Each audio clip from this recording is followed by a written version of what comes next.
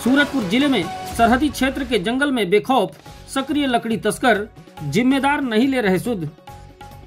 छत्तीसगढ़ एवं मध्य प्रदेश की सरहद पर फैला गुरु घासीदास राष्ट्रीय उद्यान, जिसे अब टाइगर रिजर्व बनाने की प्रक्रिया चल रही है, जहां पर सक्रिय लकड़ी माफिया चंद पैसों के लालच में जंगल की हरियाली व पर्यावरण के दुश्मन बने हुए हैं और लगातार जंगल की बेशकीमती लकड़ियों को काटकर बेखौफ होकर उनकी तस्करी कर रहे हैं।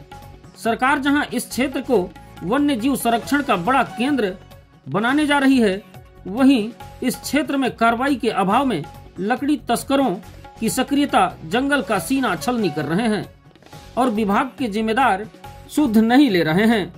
बताया जा रहा है कि सीमा क्षेत्र के गांव हरियाली के दुश्मन लकड़ी तस्करों के गढ़ बना हुआ है, जिनमें सबसे ज्यादा प्रभावित गांव में चोंगा, महुली, कछवारी, रामगढ़, उमझर, रसौकी, खोहिर, बैजनपाट, लुल, कोल्हुआ सहित आसपास के कई गांव शामिल हैं, जहां से प्रतिदिन मोटरसाइकिल, साइकिल और यहां तक कि कंधों पर ढोकर लकड़ी जंगल से बाहर निकाली जाती है, जो सीमावर्ती मध्य प्रदेश के सिंगरौली जिले तक पहुंचाई जाती है। प्रतिदिन इस तरीके से लकड़ी की तस्करी बड़े पैमाने पर हो रही है और जिम्मेदारों को इसकी भनक न हो, यह तो समझ से परे है। पिछले कुछ दिनों से लगातार वायरल हो रहे वीडियो ने विभाग की कार्यशैली को कटघरे में खड़ा कर दिया है। वीडियो में तस्कर मेन रोड कोल्हुआ से होते हुए कोल्हुआ मकरादुआरी बैरियर को आसानी से पार करते नजर आ रहे हैं, जबकि बैरियर पर चेकिंग रहती है। बावजूद इसके बड़े पैमाने पर तस्करों के मंसूबे कैसे कामयाब हो रहे हैं, यह आसानी से समझा जा सकता है। जानकार बताते हैं कि क्षेत्र के जंगलों में लकड़ी कटाई के बाद इन्हें निकालने के लिए तस्कर कई अलग अलग व सुरक्षित रास्तों का उपयोग करते हैं, जिनमें बोकराटोला मेन रोड, पठारी, पगडंडी मार्ग, मकरादुआरी, शिव मंदिर मार्ग, Mahuli, Kolhua main road, Bhatpara school मार्ग शामिल हैं। बताया जा रहा है कि इन मार्गों से लकड़ी की ढुलाई बिना किसी रोक टोक के होती रहती है।